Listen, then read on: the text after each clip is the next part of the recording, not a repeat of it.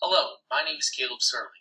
I'm excited to be covering the topic of social networking for my major presentation. I have an extensive background in the social media industry, having worked as an assistant editor for ESPN, where I produced content for SportsCenter social media platforms. Today, I'm going to be applying social networking to the education world. Before we go any further, let's define social networking. So what is it?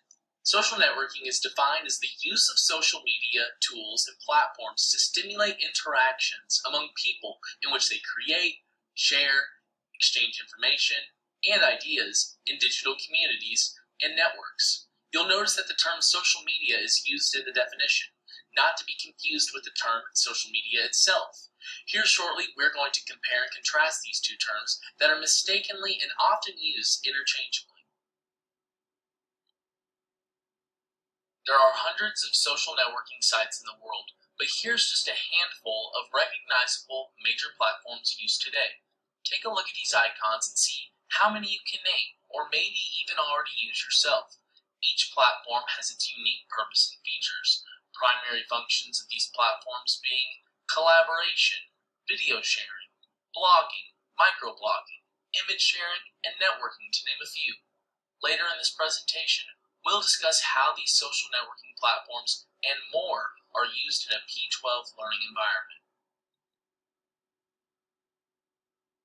Let's develop a more clear understanding of social networking and social media. Social networking's primary purpose is to connect with other people. The foundation of social networking is the human side because it's the people who do the interacting. Whereas social media's primary purpose is to serve as a vehicle for the communication through various media types. Like I said earlier, each platform is unique in its purpose and features. Relationships are at the heart of social networking and social media, but to best differentiate the two, know that social media makes the connection and social networking enhances that connection. Social networking and social media go hand in hand with each other. According to Spreadfast's Social Audience Guide, 37% of the world's population, approximately 2.8 billion people, use social media. Facebook has 2 billion monthly active users, while Instagram has 500 million daily active users.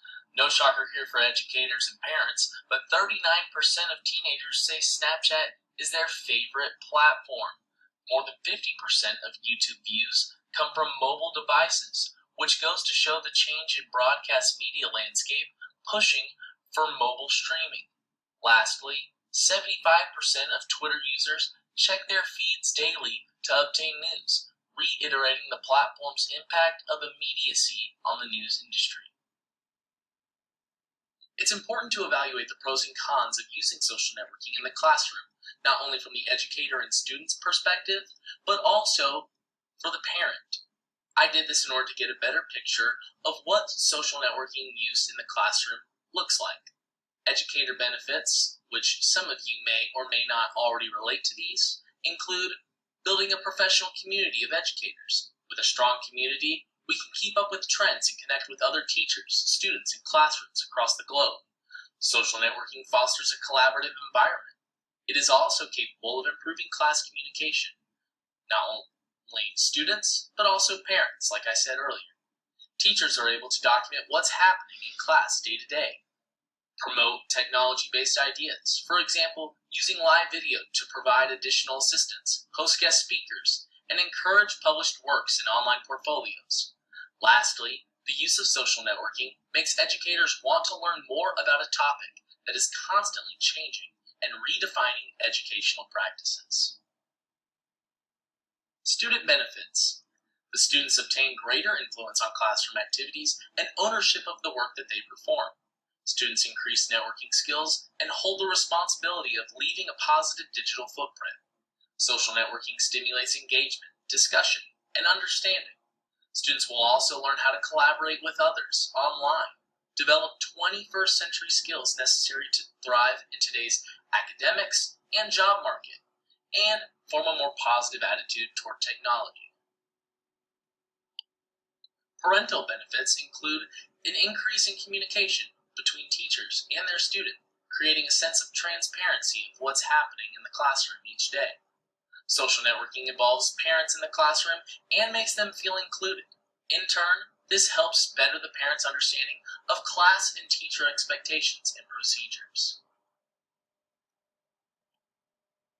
The negative effects of incorporating social networking into the classroom include an increase in distraction, which could disrupt other students' learning experiences.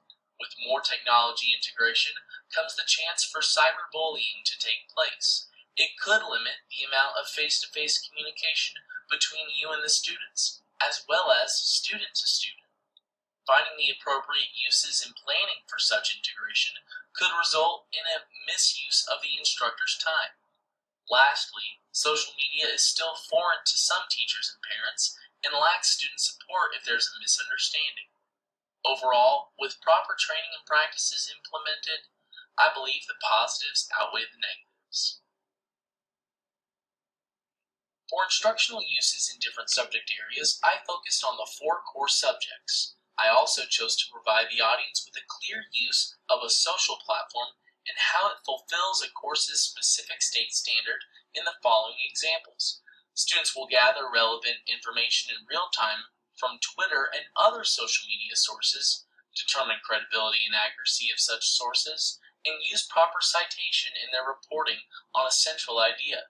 This meets a framework requirement for 11th and 12th grade English. Students will work with primary and secondary sources, research verified accounts, turn to news outlets and reporters, and learn what to look for in a credible online source on a platform filled with people hiding behind screens and different names. For a mathematical applications and algorithms course, I might provide data specific to Instagram for students to use spreadsheets to sort data and calculate different social media metrics involving awareness, engagement, conversion, and consumer metrics. In this example, I was able to apply real-world context for a course designed to provide students with experiences in the computer to solve problems that can be set up as mathematical models within spreadsheets.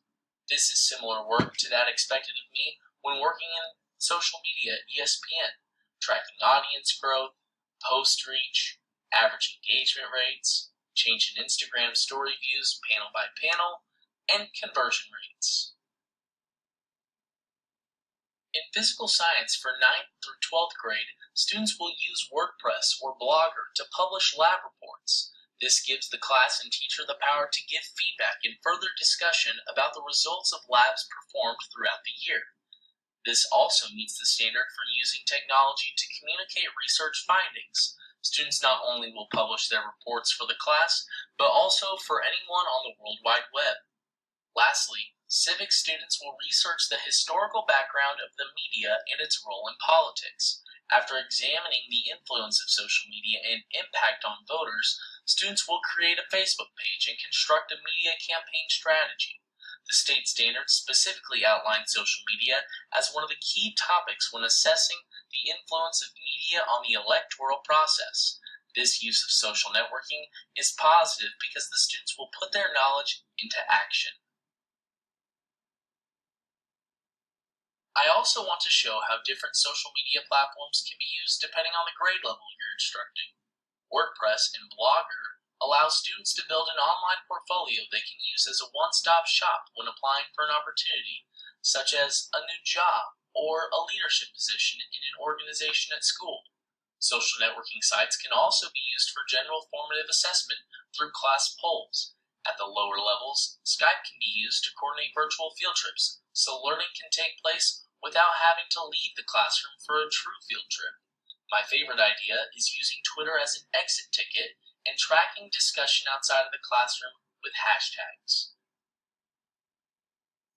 We've already touched on a number of social networking sites, but here's a list of the more popular ones commonly found being used in classrooms.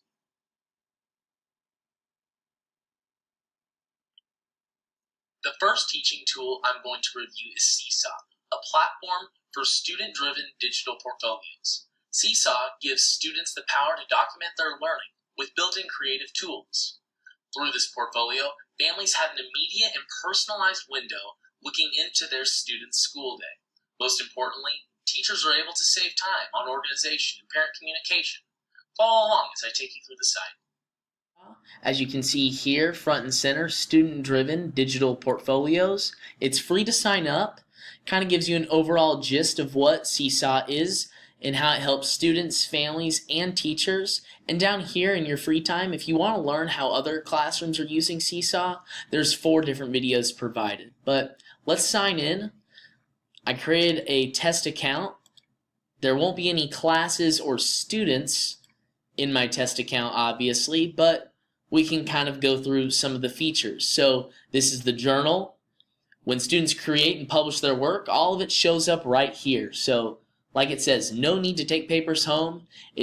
All of their work will compile in a timeline as if you are scrolling through Twitter. All of your students too right here, you can sort it by students, journal.